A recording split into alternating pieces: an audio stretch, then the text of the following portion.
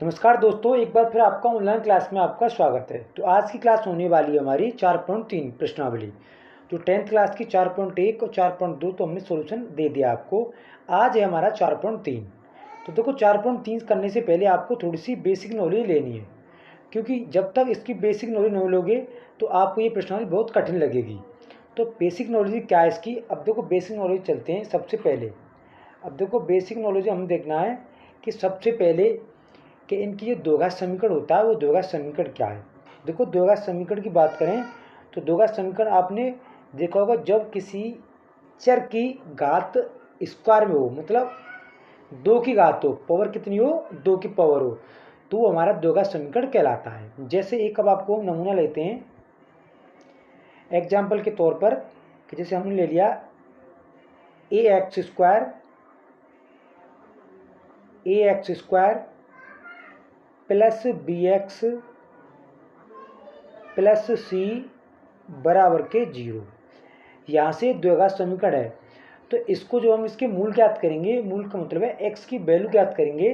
तो एक देखो ए की जगह पर और बी की जगह पर, सी की जगह पर या तो कोई गिनती मतलब कोई अंक आएगा, 1 2 3 4 कोई आएगा, पर ये चर है, ये एक्स है, यहाँ पर एक्स है, इसकी वैल्यू हमें निकालनी है। तो देखो एक्स की वैल्यू निकालने का जो फॉर्मूला होता है वो क्या होता है कि माइनस के बी और प्लस माइनस अंडर रूट में आएगा यहाँ से हमारा बी स्क्वायर माइनस के 4ac और नीचे आएगा हमारा 2a। तो यहाँ से x की वैल्यू निकल के आएगी, तो माइनस प्लस से 2 आंसर आएंगे आपके x के मान। तो x के मान 2 आएंगे तो हमारा पता चलेगा कि x की वैल्यू क्या निकलती है समीकरण से। आपने त्रिपदी विधि से हल किया होगा, मतलब गुणनखंड विधि से हल किया होगा, तो तब आपके x के मान 2 निकलते थे। पर कुछ सवाल ऐसे होते हैं कि जब गुणनखंड विधि से हल नहीं होते तब इस द्विघात समीकरण को हमें लगाना पड़ता है, इसकी आवश्यकता हमें तब पड़ी। इसको कहते हैं द्विघात समीकरण भी कहते हैं। कभी कभी पेपर में एग्जाम में आ जाता है कि द्विघात समीकरण को सूत्र में, जो सूत्र है हमारा ये, इसको लिखो, तो 1 नंबर का वहाँ से भी आ सकता है। पर इसके अब 3 कंडीशन होती हैं। अगर यहाँ से देखो, एक कंडीशन होती है कि डी का मतलब विभक्त कर, अगर बी स्क्वायर माइनस के 4ac इसका मान निकालेंगे, अगर बी स्क्वायर माइनस 4ac, अगर इसका मान बी स्क्वायर माइनस के 4ac इसका मान अगर आपका बराबर आए 0 से, तो मूल क्या होंगे, मूल का मतलब है उत्तर, मूल क्या होंगे, बराबर होंगे। क्या होंगे, बराबर आंसर आएंगे। अगर बी स्क्वायर माइनस के 4ac का मान अगर बड़ा हो 0 से, तो यहाँ पर क्या निकल के आता है, मूल होंगे भिन्न भिन्न अलग अलग। मेरे को उत्तर क्या निकलेंगे इनके, भिन्न भिन्न। 2 मूल निकलेंगे वो वास्तविक निकलेंगे, और कैसे निकलेंगे वो अलग अलग निकलेंगे। तो 2 मूल निकलेंगे यहाँ से, 2 मूल, 2 मूल, और कैसे निकलेंगे वो, भिन्न भिन्न। कैसे निकलेंगे, भिन्न भिन्न का मतलब होता है अलग अलग। 2 उत्तर निकल के आएंगे, जैसे एक 3 आएगा, एक -4 आएगा, या -2 भी आ सकता है, फिर -3 भी आ सकता है, मतलब 2 भिन्न भिन्न मान उत्तर निकल के आएंगे। तीसरी कंडीशन है, अगर बी स्क्वायर माइनस के 4ac इसका मान 0 से कम हो, तो यहाँ पर मूल वास्तविक नहीं निकलेंगे। मूल क्या है, वास्तविक नहीं निकलेंगे, और इसका मान निकलेगा काल्पनिक। जो वास्तविक मूल नहीं निकलेंगे, वास्तविक मूल नहीं निकलेंगे, वास्तविक मूल नहीं आएंगे।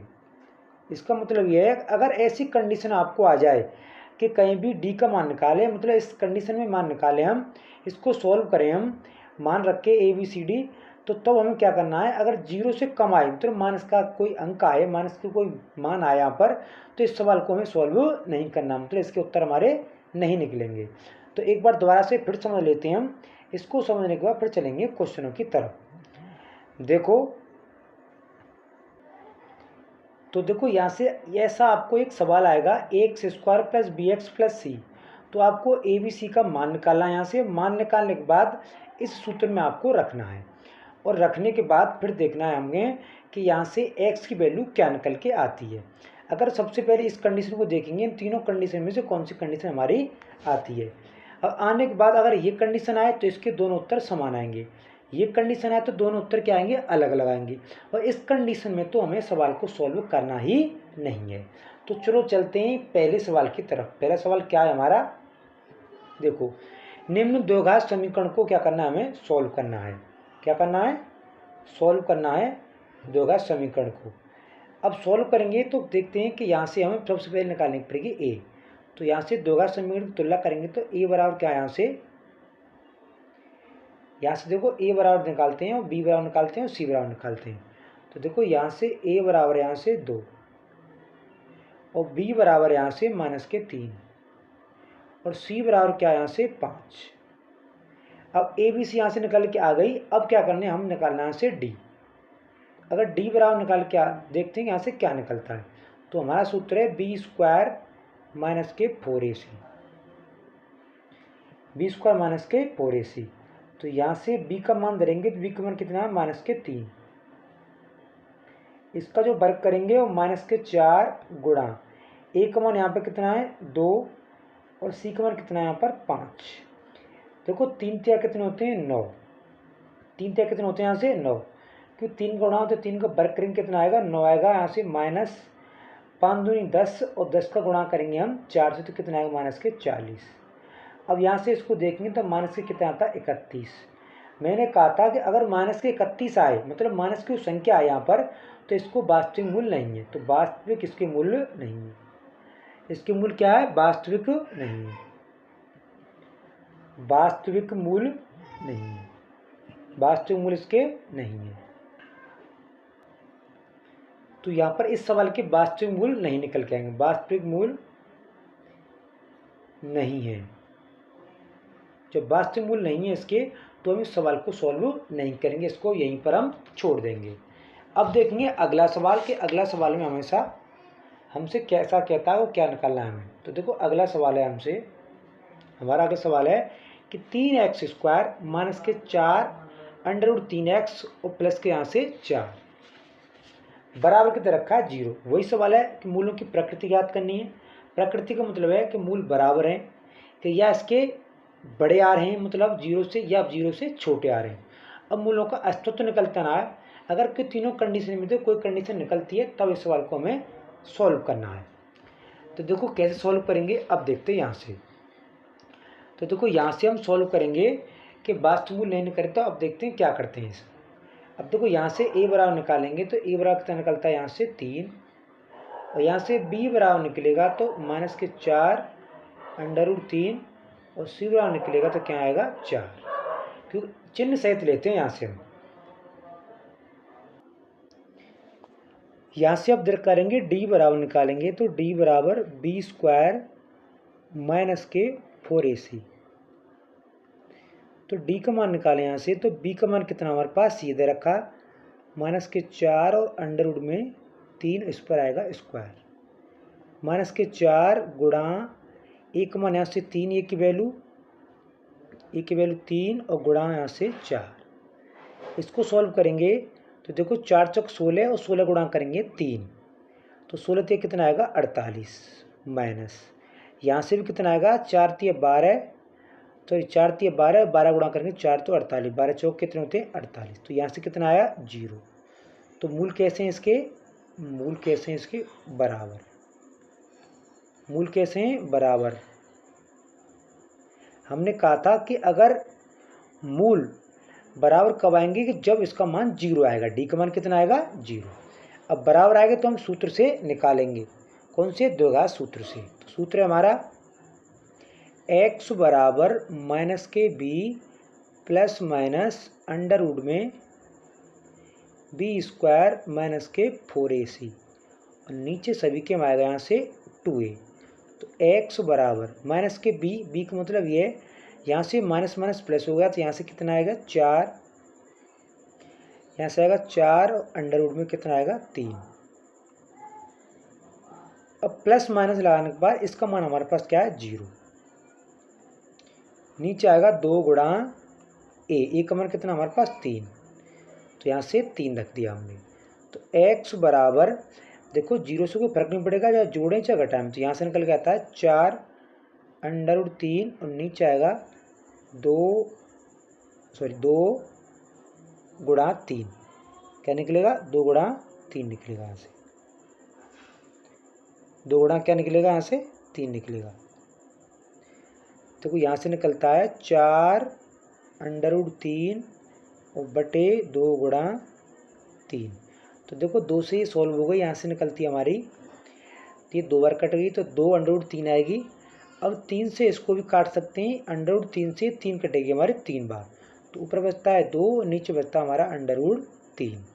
तो ये आपके मूल करके आते हैं। तो यहाँ लिखेंगे अतः मूल, मूल का मतलब होता है x की वैल्यू। तो 2√3 इन्हें हम 2 बार लिखेंगे, क्यों लिखेंगे, x की वैल्यू 2 निकलती है हमेशा, क्योंकि यहाँ 2 का समीकरण है, तो 2x की वैल्यू निकलेंगी। अब देखते हैं अगला सवाल। देखो क्वेश्चन नंबर पहले का 3rd। तो इसमें a बराबर क्या दे रखा है 2 और b बराबर क्या दे रखा है -6 और c बराबर दे रखा है यहाँ से 3। अब वही d निकालेंगे सबसे पहले हम, तो d निकालेंगे, d की वैल्यू। तो देखो d बराबर निकालेंगे, तो देखो b² -4ac, तो d की वैल्यू निकली यहाँ से, b के मान कितने -6, इस पर स्क्वायर आएगा -4 गुणा 2 और गुणा 3, तो बराबर के 6 का आएगा 36 और -3 दूनी 6 और 6 चौक कितना आएगा 24। जब इसको हम घटाएंगे तो कितना निकलता है 12। अब 12 निकल के आता है मतलब 0 से बड़ा है। तो मूल कैसे हैं इसके, भिन्न और वास्तविक। तो लिखेंगे मूल, यहाँ से कैसे हैं इसके, यहाँ से मूल लिखते हैं भिन्न। मूल कैसे निकलेंगे, भिन्न। भिन्न का मतलब होता है अलग अलग, भिन्न का मतलब क्या होता है अलग अलग निकलेंगे मूल। यहाँ से मूल निकलेंगे इसके अलग अलग। तो देखो यहाँ से मूल निकलेंगे इसके अलग अलग, तो मूल, यहाँ से मूल निकलेंगे अलग अलग या भिन्न भिन्न, भिन्न भिन्न होंगे, मूल भिन्न भिन्न होंगे। अब देखिए यहाँ से मूल कैसे निकालेंगे, इसके उत्तर कैसे निकालेंगे, वही कंडीशन, d बराबर b², सॉरी ये तो हमने लगा दिया, तो लगाएंगे x वाला, क्या लगाएंगे x, पूरा फॉर्मूला लगाएंगे यहाँ से हम, पूरा लगाएंगे फॉर्मूला यहाँ से हम, कि x बराबर -b plus minus under root में b² -4ac, नीचे आएगा यहाँ से 2a। तो देखो x बराबर माइनस की भी 6 दे रखे, तो यहाँ से 6 प्लस की होगी, और प्लस माइनस अंडर रूट में क्या दे रखा हमारे पास 12, कितना यहाँ से 12, और नीचे कितना आएगा 2 गुणा ए की वैल्यू कितनी हमारे पास 2। तो यहाँ से x बराबर मान निकालेंगे, तो 6 प्लस माइनस इस 12 को हम लिख सकते हैं 4 गुणा 3, और 2 दूनी कितना आएगा यहाँ से 4। तो x बराबर यहाँ से 6 प्लस माइनस 4 का अंडर निकले यहाँ से 2, और अंडर कितना आएगा 3, नीचे कितना आएगा 4। अब इसको थोड़ा सा और सॉल्व करेंगे यहाँ से हम, तो यहाँ से 2 की वैल्यू x की वैल्यू निकालेंगे, यहाँ से हम x वाला निकालेंगे। तो देखो यहाँ से क्या निकलेगा, यहाँ से 2 कॉमन लेंगे, यहाँ से 2 कॉमन लिया, तो यहाँ से बच गया 3 प्लस माइनस अंडर रूट में क्या हुआ 3, नीचे क्या हुआ यहाँ से 4, क्योंकि 2 का भाग 6 में दिया 3 बार गया, और 2 का 2 से कटेगी तो अंडर रूट 3 बची। अब यहाँ से ये कट गई हमारी, 2 से ये 4 सरल हो गए, तो यहाँ से x की वैल्यू निकलती है 3 प्लस माइनस अंडर रूट में 3 बटे क्या निकलती है 2। अब यहाँ से ये निकल के आती है, तो मूल आएंगे हमारे अतः मूल, अतः मूल, अतः मूल। तो अगर इसको आपको 2 बार लिखना चाहे 2 बार लिख दो, कि प्लस एक तो ये रहा हमारा, यहाँ से इस पर अंडर रूट चढ़ेगा, और एक 3 माइनस अंडर रूट 3 बटे 2। तो ये 2 मूल हमारे निकल के यहाँ से आते हैं। अब देखते हैं क्वेश्चन नंबर 2। क्वेश्चन नंबर 2 में पहला क्वेश्चन क्या होता है कि निम्न प्रत्येक द्विघात समीकरण में k का मान ज्ञात कीजिए और इसके 2 मूल कैसे हैं बराबर। तो मूल बराबर है मतलब d का वैल्यू यहाँ पे क्या दे रखी है हमारे पास 0। ये आपको जरूर अवश्य ध्यान में रखने। तो यहाँ से देखो a की वैल्यू देखते हैं बराबर के 2, अब b की वैल्यू देखते हैं के दे रखी है, और सी की वैल्यू देखते हैं तो 3, क्योंकि यहाँ से x की वैल्यू जो x दे रखी है इसके साथ जो संख्या गुणा होगा वही हमारे ए बी होंगे, और सिंगल डिजिट होगी, सिंगल नंबर होगा ना, वो हमारा क्या होगा, सी होगा। अब यहाँ से क्या है, मूल बराबर है। कैसे मूल कैसे यहाँ से बराबर, मूल यहाँ से बराबर, मूल बराबर हैं, तो यहाँ से डी बराबर क्या निकलता है, यहाँ से 0। अब डी बराबर क्या है, तो डी का मान हो यहाँ पर b² माइनस के 4ac बराबर के 0। तो डी की वैल्यू कहाँ है हमारे पास, बी की वैल्यू हमारे पास के, तो k² माइनस 4 गुणा ए की वैल्यू हमारे पास 2 गुणा सी की वैल्यू क्या हमारे पास 3 बराबर के 0। और ये 2 दे रखी हमारे पास। अब देखो k² माइनस 3 दूनी 6, 6 चौके 24 बराबर के 0। अब यहाँ से निकलेगा जब मान, तो k² माइनस के 24 दे रखा है बराबर के 0। अब k² निकालेंगे तो 24 का कर दिया 75, ऐसे आएगा। अब k बराबर 24 के गुणनखंड करेंगे तो कितने के 4 गुणा 6 यहाँ से निकल के आते, तो k की वैल्यू यहाँ से निकलती है 2√6। k की वैल्यू क्या निकलती है, 2√6 निकलती है। पर जो अंडरवुड मान आता है तो इसकी प्लस माइनस 2 निकलते हैं, तो k का मान क्या आएगा, यहाँ से k का मान अंतिम में क्या आएगा, प्लस माइनस के 2√6, ये हमारा आंसर होगा। अब देखते हैं दूसरे क्वेश्चन का ही दूसरा सवाल। अब यहाँ से देखेंगे, यहाँ से सबसे पहले इसको क्या गुणा करेंगे, तो यहाँ से गुणा करने के बाद सॉल्व करेंगे तो यहाँ से kx² माइनस 2kx और प्लस के 6 बराबर के 0।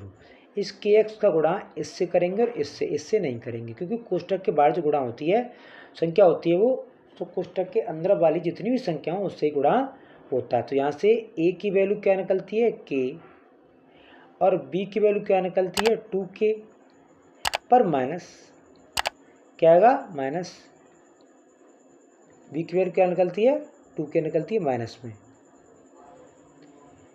अब देखो माइनस में निकलती है, अब सी की वैल्यू निकालते हैं। देखो यहाँ से b की वैल्यू निकलेगी यहाँ से हमारे पास माइनस के 2k, और सी की वैल्यू क्या निकलेगी हमारे पास, सी की वैल्यू हमारे पास 6, कितनी है 6। अब 6 दे रखिए तो यहाँ से निकालेंगे हम मान, यहाँ से दे रखा है कि डी बराबर क्या है 0, क्योंकि इसके मूल कैसे हैं बराबर, मूल कैसे हैं इसके बराबर है, मूल कैसे हैं इसके बराबर, मूल बराबर है। यहाँ से तो डी बराबर क्या निकलता है 0, और डी बराबर 0 निकलता है तो हमें यहाँ से क्या लिखना है कि b² माइनस के 4ac बराबर के 0। बी का मान कितना हमारे पास माइनस के 2k, इस पर ले जाएंगे स्क्वायर माइनस के 4 गुणा ए का मान कितना हमारे पास k, और सी का मान कितना हमारे पास, देखो यहाँ से किया गया, और सी का मान हमारे पास दे रखा है 6 बराबर के 0। अब इसको थोड़ा सा और सॉल्व करेंगे तो देखो 2 का 4 होगा, k का k² माइनस समाप्त, चूँकि माइनस माइनस क्या होगा प्लस, माइनस 6 चौक कितने आएंगे यहाँ से 24k बराबर के 0। अब यहाँ से हम 4k कॉमन लेंगे, 4k कॉमन लेंगे तो यहाँ से बचेगा k, और माइनस का 4 का भाग देंगे तो 6 बराबर के 0।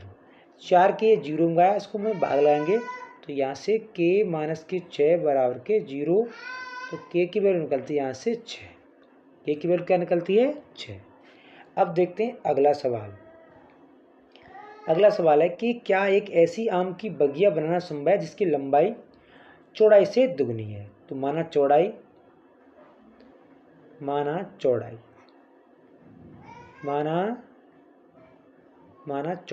यहाँ से चौड़ाई मान लेते हैं x।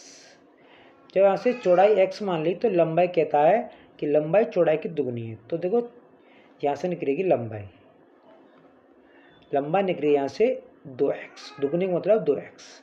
इसका क्षेत्रफल दे रखा है कितना 800 मीटर, क्षेत्रफल दे रखा है तो कितना 800 मीटर। तो आयत का क्षेत्र मानेंगे तो क्षेत्रफल कितना दे रखा है, क्षेत्रफल 800 और मीटर स्क्वायर। तो क्षेत्रफल होता है लंबाई गुणा चौड़ाई, बराबर दे रखी 800। लंबाई हमारे पास 2x,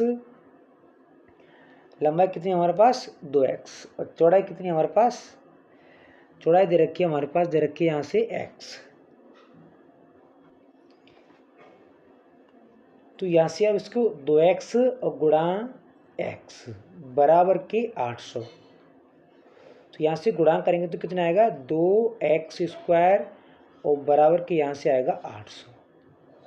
तो x² बराबर निकालेंगे 800 में 2 का हम क्या लाएंगे भाग, तो यहाँ से x की वैल्यू निकल के आती है 400, और नीचे इसको इसको क्या करेंगे वर्गमूल निकालेंगे, तो x की मान निकलेगा हमारा प्लस माइनस के 20। तो देखो लंबाई चौड़ाई कभी भी माइनस में होती नहीं, तो यहाँ से x की वैल्यू निकाल लेंगे हम 20। तो यहाँ से अब चौड़ाई मानेंगे, यहाँ से कितनी मानेंगे हम, यहाँ से 20, और लंबाई कितनी आती है इसकी डबल होती है, तो कितनी आती है 40। अब मीटर में दे रखी तो आपसे यहाँ से मीटर भी लगा दो। तो ये हाँ इसकी, अब पूछ रहा हमसे क्या ऐसी संभव है, तो कर देंगे हाँ। अब देखेंगे नेक्स्ट सवाल, अगला सवाल। अगला सवाल है कि क्या निम्न स्थिति ऐसी संभव है, यदि है तो उन्हें वर्तमान आयु ज्ञात कीजिए। दो मित्रों की आयु का संयोग कितना रखा 20 वर्ष, दो मित्रों की आयु का योग। तो माना पहले मित्र की आयु, माना पहले मित्र की आयु, क्योंकि हमने आपको बताया था कि कहीं भी आपको योग मिल जाए तो एक को मान लेना है। माना पहले मित्र की आयु, पहले मित्र की आयु कितनी आएगी, यहाँ से x और वर्ष, 80 वर्ष आ गई। अब दूसरे की निकालेंगे, यहाँ से दूसरे मित्र की आयु निकालेंगे, यहाँ से मित्र की आयु निकालेंगे यहाँ से, तो हम घटाएंगे 20 में से क्या घटाएंगे x। अब ये निकल के आ गया। अब वो कहता है 4 वर्ष बाद उनकी आयु का गुणनफल रखा है 48। तो 4 वर्ष बाद, 4 वर्ष बाद, तो x प्लस 4 करेंगे, यहाँ से कितना आएगा x प्लस 4, और यहाँ से आएगा गुणा का चिन्ह लगेगा, और 20 माइनस के x और प्लस 4, इनका गुणनफल दे रखा है 48। अब इसको सॉल्व करेंगे यहाँ से, तो देखो x प्लस 4 तो है ही, अब गुणा, यहाँ से बचेगा आपका 16 माइनस के x और बराबर के 48। इसको थोड़ा सा सॉल्व करेंगे तो x गुणा इस 16 तो 16x आएगा, यहाँ से माइनस का आएगा यहाँ से x², ऐसे करेंगे 4 से, तो प्लस 16 चौके 48, और माइनस का आएगा यहाँ से 4x, और बराबर आएगा यहाँ से 48। अब देखो इससे 48 से 48 कैंसिल हो जाएगी, क्योंकि बराबर में अगर कोई संख्या हो तो वो कैंसिल हो सकती है। तो यहाँ से निकलते हैं, देखो 16 में से इस 4 घटेंगे तो यहाँ से निकलेगा आपका 12। तो देखो 12x माइनस के x² और बराबर के 0। जब कोई इधर संख्या ही नहीं है तो इसका मान नहीं निकलेगा, तो ऐसी इक्वेशन हमारे पास नहीं आएगी। तो ये इसमें क्या आएगा आंसर, नहीं। अब देखते हैं लास्ट, क्योंकि इसमें देखो x की वैल्यू निकालेंगे तो यहाँ से 0 ही निकल के आती है, पर 0 किसी की आयु होती नहीं है। लास्ट और अंतिम सवाल है कि क्या परिमाप 80 मीटर, क्षेत्रफल 400 मीटर के एक पार्क को बनाना संभव है। अगर संभव है तो आप बना सकते हैं। तो इसकी लंबाई चौड़ाई क्या निकल के आती है, ये आपको हमें बतानी है कि लंबाई क्या निकल के आएगी और इसकी चौड़ाई क्या निकल के आएगी। तो हम देखो जैसे लंबाई मान लेते हैं, माना पार्क की लंबाई, पार्क की लंबाई और चौड़ाई, अब देखो लंबाई की लंबाई रहने दी हमने, चौड़ाई की चौड़ाई रहने दी। अब हमें क्या करना है यहाँ से, तो देखो पहले तो परिमाप, तो देखो लंबाई आयत का परिमाप का सूत्र क्या होता है, परिमाप। तो देखो परिमाप हमारे से दे रखा हमारे पास, परिमाप दे रखा हमारे पास यहाँ से 80 मीटर, 80 मीटर दे रखा है। तो देखो 80 मीटर दे रखा था हमें, 2 सूत्र होता है लंबाई प्लस चौड़ाई,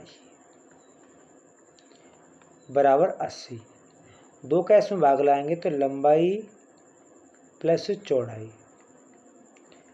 बराबर 80 में 2 का जब भाग लाएंगे क्योंकि गुणा में ये संख्या भाग में जाएगी, तो यहाँ से लंबाई प्लस चौड़ाई निकलती है यहाँ से हमारे पास 40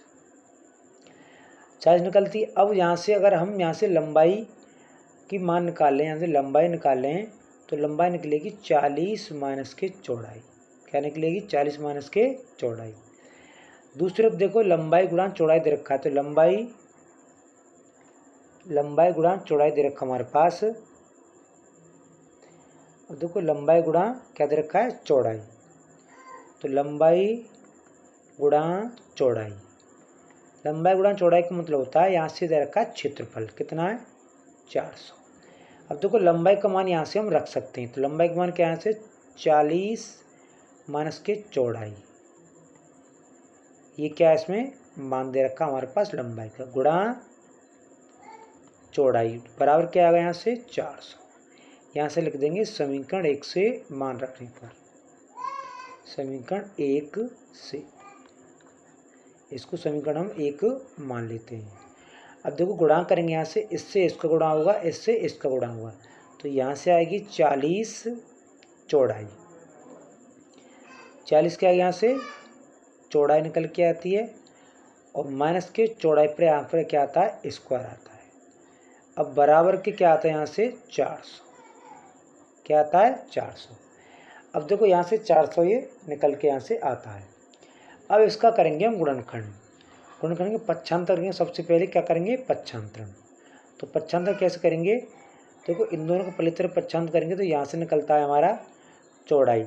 अब देखो इसको चौड़ाई को जैसे हम x मान लेते हैं, तो यहाँ से हमारे समीकरण जो निकलता है वो निकलेगा यहाँ से, देखो x स्क्वायर और माइनस के 40x और यहाँ से प्लस के निकलेगा यहाँ से 400 बराबर के 0, बराबर के 0।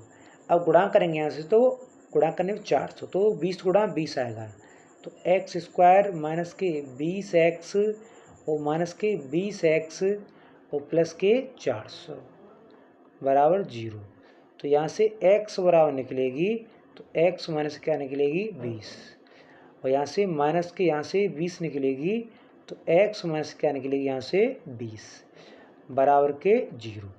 तो यहाँ से जब मान निकालेंगे हम, तो मान क्या निकलता है x का चौड़ाई का, तो देखो x माइनस के 20, ये कोष्टक तो एक और दूसरा कोष्टक क्या है? वो ही सेम है, x माइनस के 20 बराबर के 0। तो देखो x माइनस के 20 बराबर के 0, दोनों समीकरण समान है, तो x की वैल्यू क्या निकलेगी हमारी? 20।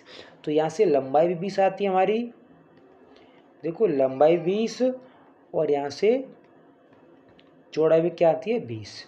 तो हाँ ये क्या बोलते हैं, क्या परिमाप 80 हो, चौड़ाई 400 मीटर हो, तो क्या पार्क संभव है? तो हम लिखेंगे हाँ, यस, हाँ ये संभव है। तो प्लीज़ दोस्तों अगर हमारे YouTube चैनल पर आप पहली बार हों तो प्लीज़ सब्सक्राइब करें, क्योंकि हम जल्दी इंग्लिश की और साइंस की वीडियो भी लाएंगे आपके लिए। तो कल फिर मिलेंगे एक नई प्रश्नावली के साथ, तब तक के लिए धन्यवाद।